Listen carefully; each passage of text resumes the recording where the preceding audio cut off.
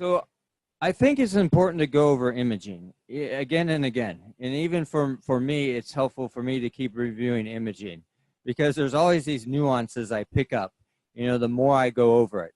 And so we'll kind of briefly go, we have a few minutes and we'll kind of go, I have a lot of kind of case studies that are interesting to look at. But, in brief, these are some things about CT imaging. It does use radiation. It's useful for evaluating most things in the orbit. That's why it's very common for us to get it. The bony anatomy is excellent. You do not see that well on MRI. And so for orbital surgeons, it's very helpful to see the bony anatomy. IV contrast can be helpful for tumors and inflammation because things light up with inflammation.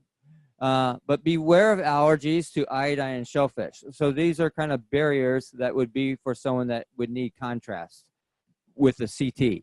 And you can get axial and coronal cuts that can be very thin slices without repositioning the patient. Nowadays, with reformatting technology, the patient does not have to be put in different positions. Bone is white, fat and air dark, and muscle gray. And we all know that. MRI, this is basically using large magnets, right? The resolution can be less than CT, but the tissue contrast is higher. And so this is where it can be most helpful in looking at the apex and the cavernous sinus. So this is the deep orbit, I would also say, for things in the optic nerve. So optic nerve lesions can sometimes be better seen. Also, some vascular structures like varix and things like that can sometimes be very, very good. The contrast is different. It uses gadolinium. And so allergies to shellfish do not matter in this case. But the disadvantage is this mainly poor bony view. It's more expensive. It's slower. Many times patients, they cannot have any metal in their body. And they cannot be really claustrophobic for most MRIs because they're kind of put into a tube. Various imaging can be done. I don't want to belabor the point, but one of the things is looking at T1 and T2. So anytime you see the eyeball white, you know that's T2. There's a 2 in H2O, water, and a 2 in T2. So it's bright, it's good for edema and fluid, but the T1 gives you better anatomic detail. In fact, there is now in the series, you'll see fat suppression. So fat suppression T1 images will really give you the most excellent kind of detail looking at that. There are also other kind of special techniques in different types. So angiography with CTA can be very helpful for some of the vascular issues that you're looking at. Valsalva, like Dr. Kim talked about with the varix or a patient in a prone position, because many times you will not see a varix if someone's laying supine. Their eye may look anaptomic. You will not see the mass, but in a prone position. There is 3D reconstruction, stereotactic for surgical guidance, MRA, also for angiography, Fiesta, and other ways of looking at the seventh nerve in the posterior fossa. We won't really talk about orbital anatomy too much, but the orbit has 7 bones. So when is imaging warranted? Trauma, generally imaging is warranted in trauma. Not always, but if something clinically seems amiss, then imaging warranted. And that, when we think of orbital trauma, we mainly think of fractures. What is the most common wall to be fractured? Is it the medial wall, the lateral wall, the roof, the floor? Yeah, so it can be the floor or the medial wall. And generally that's an orbital blowout fracture. What the definition of an orbital blowout fracture is? It's a fracture that you see a blowout, right, of the medial or the floor or a combination, but the rim is spared. So the thick bone of the rim, you don't see a fracture. You'll see that more in a tripod or a zygomatic maxillary facial fractures, but you don't see that in the blowout. So that's sort of the technical definition. Proptosis something has to be behind the eye, whether it be something inflammatory like in Graves' eye disease or a tumor, orbital cellulitis. There you're looking at, to confirm it's orbital cellulitis sometimes, also looking for abscess formation, because there are clinical scenarios where you'll take the patient to the operating room and you'll drain like a subperiosteal or an orbital abscess. Congenital anomalies as well. Goals of imaging: help with the diagnosis. You may not get the exact diagnosis, particularly in an orbital mass. You may need a pathological diagnosis to further assess that. And surgical planning. So that's very common in Graves' eye disease. So Graves' eye disease or thyroid eye disease is mostly a clinical diagnosis. You should be able to make that clinically and not rely on imaging. There are occasions where it can be nebulous or hard to make that determination, and imaging may be helpful, because you look at the muscles, extraocular muscles and fat, and you'll see enlargement generally that spares the tendon and the extraocular muscles. But it's also helpful really in surgical planning, because you want to know where the sinuses are positioned. You want to know where the cribriform plate is positioned, the skull base. You want to know if there's anything with the sinuses that you need to be aware of. So imaging, just the basic things, tells you the location, surgical space, size of things, shape of things, adjacent tissue behavior, things like that. So this is a case here. This is a lady that was referred to me, and if you look at this slide, what stands out? You see a difference, right? This side looks in compared to this side. So is this side proptotic or is this side in ophthalmo? That is sometimes a question that you need to know. And typically the history will give you that. Not always, but typically it will. And so she's an elderly Caucasian woman, and she's 86 years old, and she had a double vision for a few months, and she had a history of prior lymphoma of her groin, follicular cell lymphoma of her groin.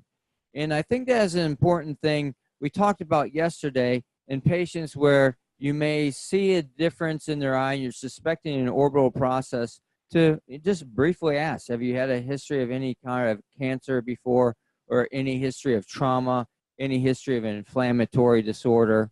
Common things being common, thyroid eye disease giving you proptosis, ask about any problems with thyroid. And on her scan, you see this. So is this a CT or an MRI? That's the first thing you ask yourself, because people will come in with scans and you say, is this a CT? Yeah, this is an MRI. And then you look at it and you say, well, this is an axial. Now, is this a T1 or a T2 MRI? T1, exactly. Because you look at the vitreous, the aqueous, you look at the inside of the eye, it's dark. In T2, you see lighter. And do you see anything between these two eye sockets that's a concern? And we'll start off. You see in here, right? You see this mass that's overlying on the right side. So if you look back at her clinical photo, you say, and here again, this is in the area of what? The lacrimal gland. Right. So lacrimal gland is a common site for lymphoma. And we ended up biopsying the lacrimal gland and we found lymphoma. Generally, lacrimal or any orbital lymphoma generally is not a surgical process. So further surgical removal is generally not something that's done. Typically it involves then what would be next? If you say, oh, I biopsy the patient's lacrimal gland and they have lymphoma, then what would you do? Radiation? Right, so radiation may be what's done next, but I would say the best next step would be to talk with your heme onc doctor, the patient's oncologist if they have an oncologist, because what's best is then to do a systemic workup again. And the reason for that is there may be other sites of lymphoma, and patients need to be restaged. Basically, the staging is important for a lot of cancers because the stage helps determine the patient's prognosis and really what's the best treatment. So that may involve not radiation alone, or may involve chemotherapy if there's more to that. This is an unusual case, but this is a rather classic look or appearance to this patient's lesion that they have on their left upper lid. Yeah, it kind of looks like basal cell because kind of center, these kind of rolled edges. The patient had a permanent eyelid tattoo. So the black is just from their tattoo. This was actually initially, I don't know what it initially looked like. This is when the patient finally came to me. But they were diagnosed with, well, they thought it was a sty. So the patient had the sty removed, and then it came back. And then they had it removed again, and then it came back. So it ended up being a Merkel cell cancer. So Merkel cell is a very rare cancer, but it tends to have violaceous, kind of a reddish look, and it's one of the cancers that's actually very rapidly growing. So this had been almost, you know, very much smaller, and then within a couple months it was this size. Where basal cell would be much slower growing in general, and Merkel cell is a rare but can be fairly aggressive cancer, and can metastasize and ultimately harm the patient. And so because of that, we wanted to image the orbit because I could palpate and felt like mostly it was in there. And so we ended up getting a scan of the orbit, and you can see here some of the tumor, but you don't see really anything in the orbit. This one slice won't tell you everything, but she ended up not really having orbital involvement. So this was confined to the eyelid. We didn't really feel like it went past the septum. She ended up having excision. She ended up having reconstruction. She ended up having radiation as well, because that's generally what's done is adjuvant radiation. One point to make is anytime someone comes in with a sty and you remove it and it recurs, the thought process is you should maybe do a biopsy of any reoccurrence. Most of the time, it'll come back as a sty, your biopsy. But what would happen is we did a Cutler beard flap. She had radiation, and it really damaged the cornea, and her eye really had a hard time closing because of the mobility of the flap and the radiation and the scarring that she underwent. This is a patient that got shot with a BB gun, a small pellet gun. And we see this once every couple months. Someone's out playing and someone shoots another person with a BB gun. Do you see, what do you see here? What is this black? Air, right? So this is air. It's very common to see air in a orbital injury from trauma. What else do you see? Yeah, there's something in the sinus. There's probably a small fracture that you don't see in this view in the sinus, and there was a small fracture in the sinus, and not all fractures be repaired. It's a good example for a couple points. When would you repair, say, an orbital blowout fracture? There are some criteria for repairing an orbital blowout fracture. What is one of the criteria for repairing an orbital blowout fracture? Motility restriction, or is there any vision problem? Okay. Then the diplopia or the ocular motility restriction. Where there is severe enophthalmos. Yes. Yes. One other one. So if there is persistent double vision, if there is significant enophthalmos, and we kind of describe that as greater than 2 millimeters, right? So either proptosis is 2 millimeters or enophthalmos is 2 millimeters. There is a third one that's commonly thought to be. Cosmetic purpose? Cosmetic purpose. Yes, that usually falls in line with inophthalmos because that's usually something that someone would see. The last one would be if it's a large defect. So greater than 50% of the floor or medial wall, because they're at risk, even if they don't have inophthalmos at the time, over a longer period of time, months later, they'll develop sometimes inophthalmos, and that's called late onset inophthalmos. So if they have persistent double vision, if they have inophthalmos, or if they have a large defect that is going to predispose them to developing inophthalmos, it's better to fix it later. Generally, the time frame was thought to be around a couple weeks. No one seemed to know where that came from, you know? And there's been recent publications and studies that show fracture repair at 4 weeks, 6 weeks. It's just as fine as repairing it at 2 weeks' time. People repair sometimes these fractures right away. There's a lot of soft tissue edema. There's a lot of, that will give you double vision.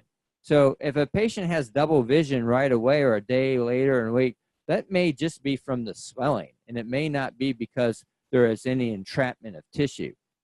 Generally, when you see entrapment of tissue, it's the periorbita, the periosteum. It's not usually the muscle. Muscle you are concerned about. That's more in younger patients, right? Where they can kind of, their bones are like young trees where they don't snap. They sort of tear or bend, and they can kind of get that blowout. The muscle gets stuck. The bone kind of goes back, and the muscle comes.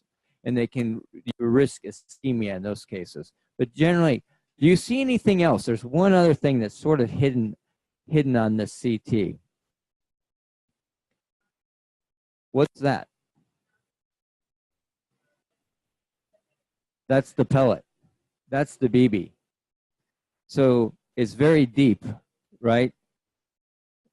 So the question then became, should we remove this or not? Well, the patient, I'll tell you, didn't have any clinical problems. So we decided to leave the BB. So generally speaking, if it's anterior and easy to get to, you would probably remove the BB.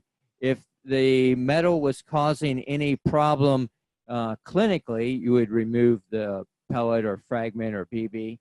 But if it's deep in the orbit and it's not causing them a problem, generally people can tolerate metal in their body, and you just leave it alone. So we chose to leave this patient's BB alone, and they've done subsequently fine and not had any problem. Rarely will you see metal that migrates and causes a problem. So some people would elect to say, well, let's do a CT in several months down, and we'll just see, make sure the metal is not migrated. This is another example of trauma. What do you see? This is a nail from a nail gun. The patient was nailing and got a piece of metal, and it went through their eye. And the patient, being a trauma patient, happened to have a CT scan just to rule out any other injuries. And because sometimes you do not know the length of the nail, you know, fragments can be all different sizes, or maybe they had 2 nails or 3 nails, and sometimes we've seen that as well.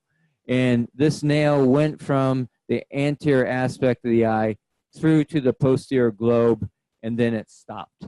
So they didn't develop any orbital problem. The patient was then taken to the operating room. The nail was removed, the cornea was sewn, and they did okay. They had cataract surgery, but they didn't have any further surgery down because it went through the lens. We have a retina service. They came in, they examined the patient, they followed the patient for a while, and they fortunately did not. But that's a very good point to make, because many of these injuries ultimately can result in a retina problem, like a tear and such. And that's the nail. She had a complaint of right-sided double vision. She had no other medical problems in terms of inflammatory conditions, that being thyroid, that being idiopathic inflammations that you would suspect as a diagnosis of exclusion, any sarcoid, things such as that. but she had developed a restriction of the eye. So sometimes imaging can be important in her case. And she had a significant cancer history, thyroid cancer, breast cancer, renal cells, and she had a little bit of proptosis in the right eye. So we got the imaging study. So this is a medial rectus mass that is in the center anterior aspect of the medial rectus based upon more imaging, or right next to the medial rectus. And we went and we did a biopsy, able to fully excise that. This is a transcaruncular approach. So right through the caruncle, or right adjacent to the posterior aspect of the caruncle, we can get to the extraconal space, we can get to the medial rectus, we can get to where the mass is, and we removed it. And this is approximately a 1 centimeter mass. It's red, vascular. It was renal cell carcinoma, which is pretty rare to the orbit. This is a lady who suffered extensive trauma. She was beaten by her maid and money stolen. It can be helpful in some of these. This is an example of a 3D reconstruction. And so on the 3D reconstruction, you can see she's already had many surgeries in the past. These are all plates, right, for fixing of the fracture. She was beat with a hammer, and she almost died. And you can still see some displacement. So it can be very helpful in surgical planning, looking at all the bony work. Because if you look back at her photo, you can see the zygomatic process. Her cheek is more anterior. This is a more flattened cheek. The bone, there's some cavity, loss of temporalis, more temporalis fossa. There's a lot going on. The eye is implant without looks lower, so she has this hypoglobus, and that goes along with some of, it's hard to see totally, but it goes along with some depression in the inferior aspect. So I did some of the work, and had some of my facial plastic colleagues do some of her other reconstruction to help make her better. But I told her it'll never look the same. You know, we can help in some aspect, but I think that's also important. That it's very difficult to make someone really normal fully again. This is a 34-year-old woman that came into our clinic with a left upper lid swelling for a year's time. And she had no double vision, no complaint of vision loss, and she didn't really have any proptosis, but she has this left upper lid swelling. And you look at the eyelid and you see this sort of S-shaped curve, right? And so your suspicion, and the eye looks like it's not only it's being pushed down, right? And being pushed in. So what would be opposite of that? The lacrimal gland, right? So this just is a way of looking and assessing and say, well, I suspect something is in the superior orbit. It looks like mainly maybe the superior lateral orbit. I know the lacrimal gland is there. So this is a CT scan, and you see the lacrimal gland on the opposite side, and then look at that. There's a very large lacrimal gland. And this scan is not the highest quality, but you can see a fairly well-defined lesion. And in lacrimal glands, you always especially want to look at the bone. I think it's always important to look at the bone as well. You don't see really erosions in the bone or the bone being very involved. So I suspect that if it's a lacrimal gland tumor, it's a more benign tumor, or if it's a lymphoma, a molding, but that tends to be more molding rather than something that's pushing the eye so much like this. We did a excisional biopsy, and this was a pleomorphic adenoma, a benign mixed tumor. A lady with breast cancer, and she was developing double vision, and with a significant history of breast cancer, it was important to image her. We imaged her, and what do you see? Left orbit, yes. Yes, right here in her lateral rectus muscle. She had horizontal diplopia, breast cancer, went aligned. She also, after reviewing and talking with her oncologist, had other sites of metastatic breast cancer. So this was presumed to be breast cancer. Like we talked about yesterday, many times If you want radiation oncology to help you and radiate, they want to know from the tissue. Sometimes they don't need that. If they agree to radiate the orbit, which she underwent, because it's known, it's presumed. This is a 42-year-old in a motor vehicle accident, and unfortunately, he ruptured his left eye. But you don't see the eye because we're behind the eye, right? And this is a CT, coronal cuts, and what do you see? Floor fracture. Yes, this is a classic floor fracture. And do you think it was entrapped? I would argue no. Because you see the bone displaced way out here, and you see the inferior rectus mostly right here. So I don't see bone really impinging that. I would also say that it's a clinical diagnosis more than a radiographic diagnosis. So if a patient really cannot look up, they have changes in their pressure, changes in their blood pressure, that's telling you that, yes, the muscle's entrapped. But this patient also had a floor fracture with a ruptured globe.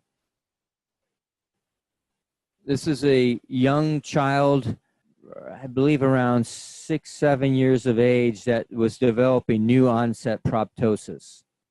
So in a child, say 8, 9 years of age, developing new proptosis, what's the most concerning type of orbital mass?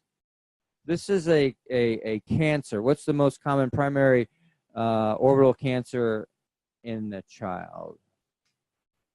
Rhabdomyosarcoma. Yeah. So we're concerned about rhabdomyosarcoma. So this warranted biopsy, and it ended up being rhabdomyosarcoma.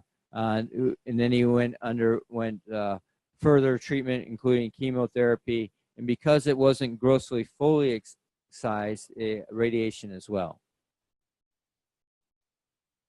And this just shows you the approach, and you can see the tumor right here.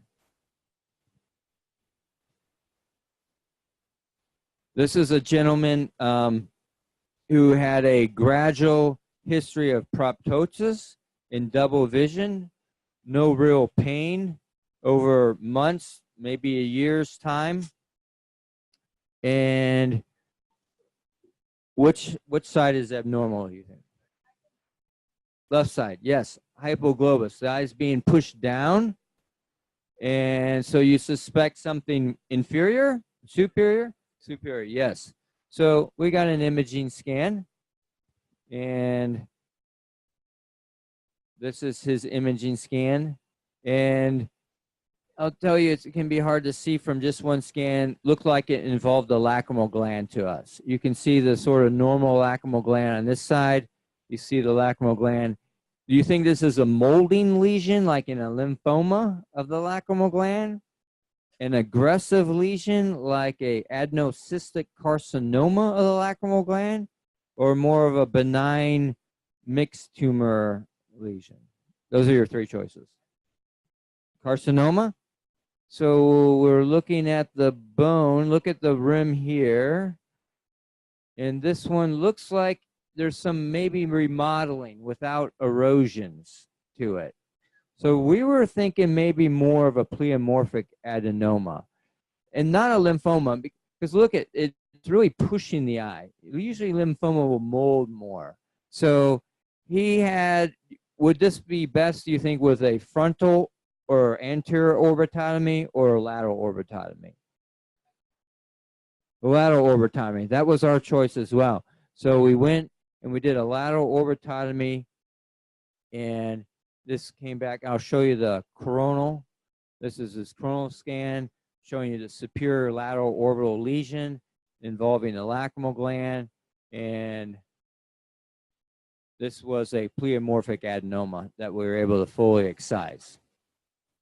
This was a young gentleman that came to our clinic that was also shot with a BB gun and to his eye area. He had no vision complaint. He had a full eye exam, which was normal. He had no double vision. It's sort of apparent what you see there. It's a very bright material, consistent with the BB. And we elected to remove the BB. So because this one was also deep in the orbit, we elected to just re-image him in 6 months.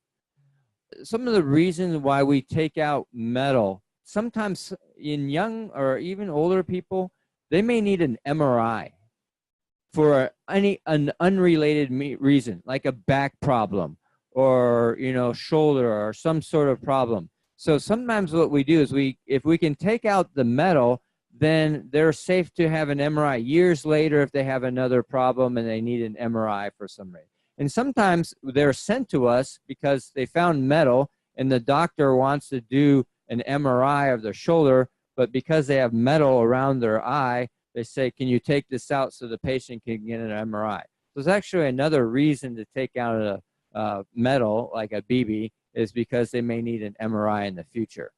So where MRI is more common. This is a CT or MRI? MRI, yes. And what do you see? Which side seems abnormal? Which muscle looks abnormal? Yes, it's enlarged. And this patient had an enlarged muscle. And what's the most common reason they would have him? Thyroid eye disease, yeah. So this patient just had a history of thyroid eye disease.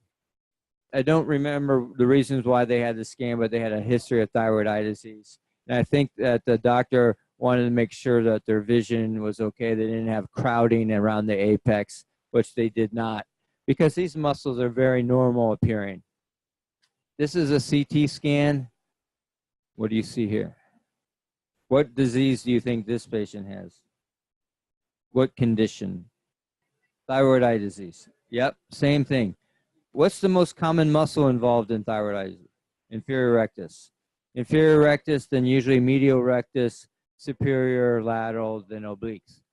It can be any muscle though. I mean, so if someone comes in with just superior oblique, say superior rectus enlargement, and they have other signs of thyroid eye disease, lid retraction, and you happen to have imaging and they just have that muscle, that's thyroid eye disease. So this is the most common presentation, and I don't have an image to show you, but further back, there was a lot of crowding and the patient was losing some vision, had an afferent pupillary defect, and had some small vision field loss on a visual field. So they had compressive optic neuropathy. And we took them to the operating room and we decompressed this bone here and their vision came back. What do you see here? So the right eye looks inophthalmic. There are some clues to that.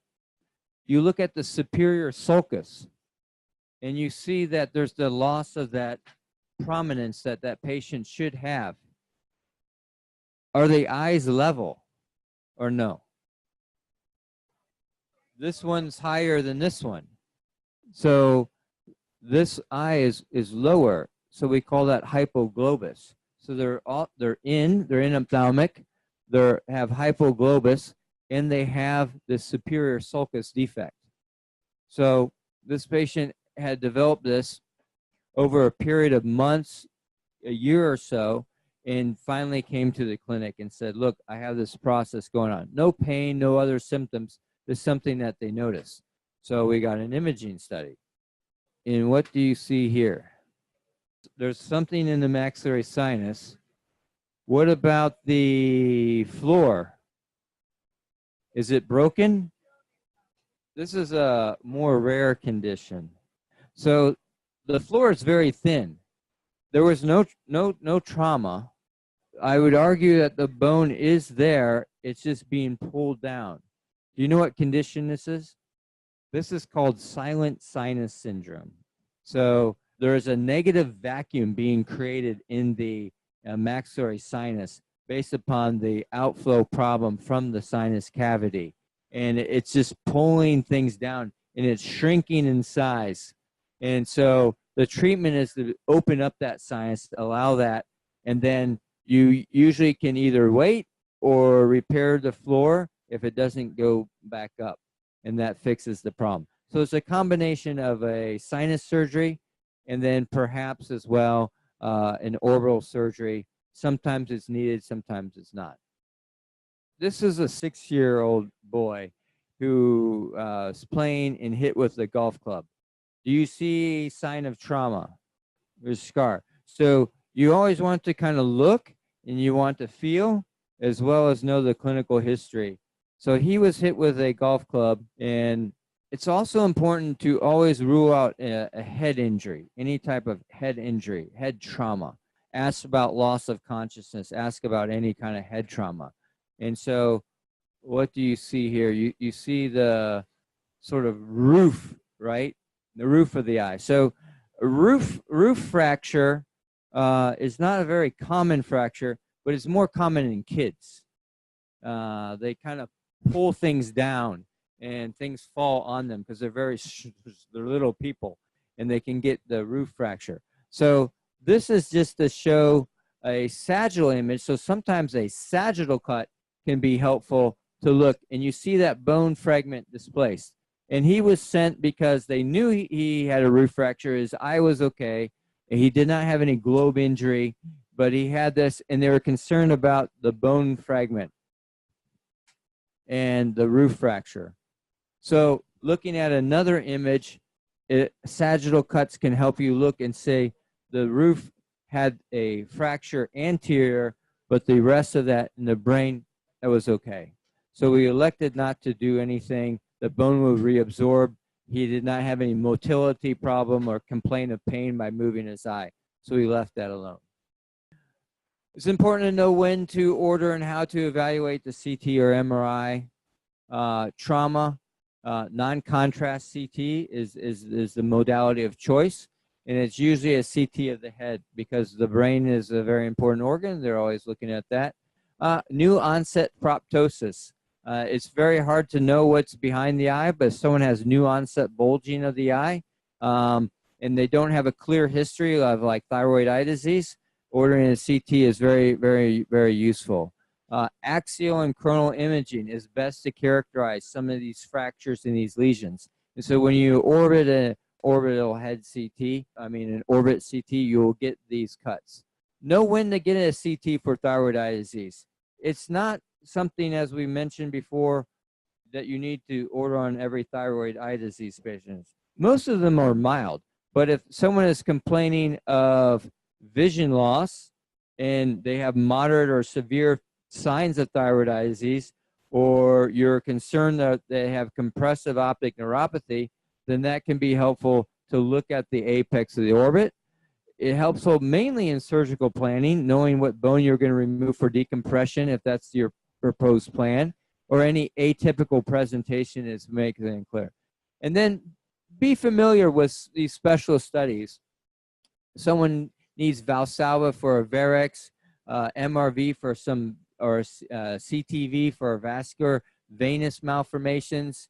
I showed you an example of a 3D for more multi-involved reconstruction. And then stereotaxis can be useful for lesions within anatomy. Ultrasound can be useful for posterior globe and anterior orbit. You can't see beyond much with ultrasound in the mid or posterior orbit.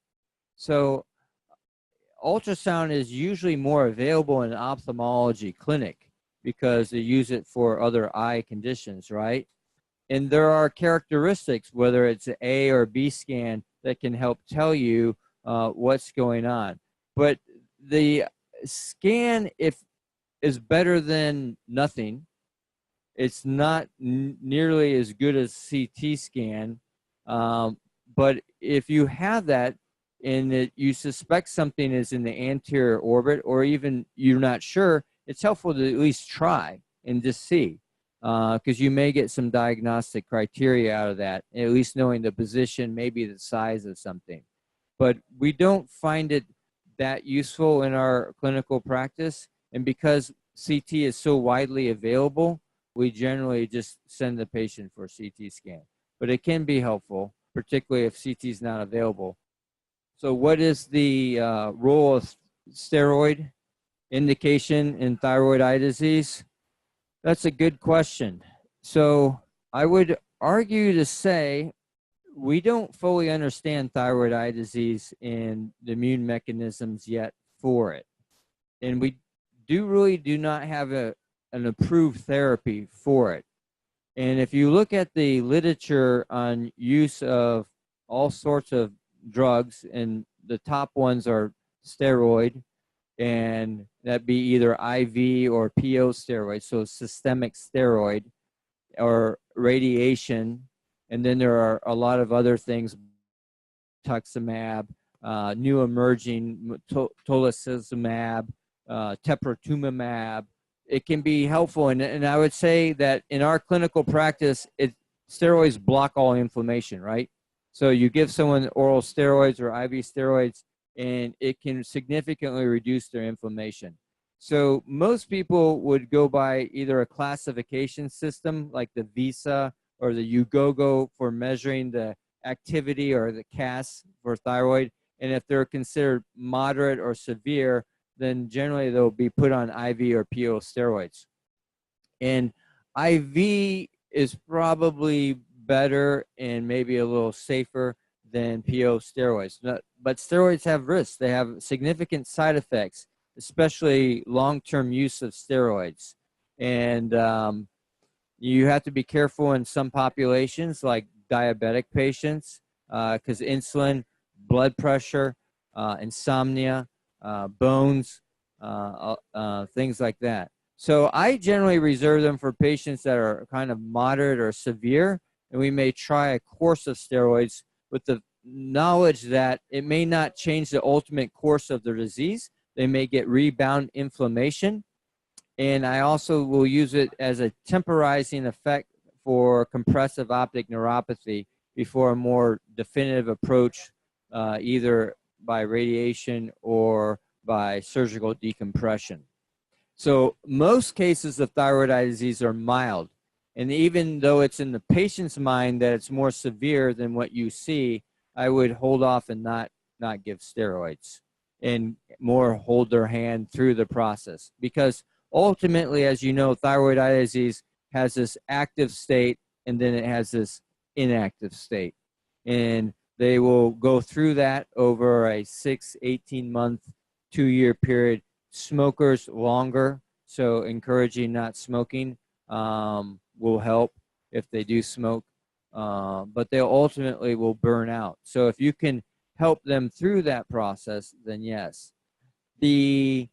What we'd like to be is to have a drug that can arrest or minimize the amount of damage that occurs during that active phase, particularly for the moderate to severe cases. And so there is a drug called teprotumumab. So it's a biologic, it's an antibody, a monoclonal antibody that's directed against the insulin-like growth factor receptor 1 that is thought to be coupled with the TSH receptor in this kind of cascade of all the inflammatory process that you see. And there is a good article in the New England Journal of Medicine that came out last year. It was a multi-center trial, a phase 2 trial, and done in the US and Europe. And it showed probably some of the best clinical response than has been reported elsewhere, not only in decreasing the activity scale, but even the proptosis. So steroids and radiation, and they don't necessarily help with that. But this drug has, and there will be, I think, more targeted therapies in the future. This drug is going through phase 3 trial right now. It will probably be available in Europe in the next 6 months, and other places like the US in a year or so later. But I think finding the right target for many of these things, including cancer and inflammatory processes, is the key. So steroids can be helpful, but I would reserve them for moderate or severe cases, and then ultimately understand that they may not help with everything. Sometimes I will also give an intraorbital injection of steroid. So that has been helpful in a select population of patients that are intolerable to the side effects of systemic steroids, so they have some moderate or severe inflammation. I will take triamcinolone, 40 milligrams per mil, and I will take a cc and I will inject it like on a retrobulbar needle into the orbit. That also has some risks to it. There is a chance of increasing the pressure with like any steroid. So it may be advisable to, if that was a consideration, have them on systemic steroid or topical steroid just to see if they have a response. And, you know, if a few weeks go by, there's no increase in intraocular pressure, that may be the safest choice. Because, right, once I depot that steroid, I cannot reverse that. So that's why I've been reluctant to use it. But in the populations I have, I've not seen anyone get an increase in intraocular pressure, but you're correct, that can happen. There's also people that have been experimenting with tocilizumab. Tocilizumab is approved for other inflammatory. It may be rheumatoid arthritis or something else. So it's available. So many times once a drug is approved for one condition, as a physician, then you can get access and you can use it in other areas. You know, you'd want to be careful, obviously, with doing that. But teprotumumab is not currently available. That it will be available probably in Europe in about 6 months or longer, is what I'm told by one of the head scientists. And that, I think, is probably the most promising thing we have that will be coming out.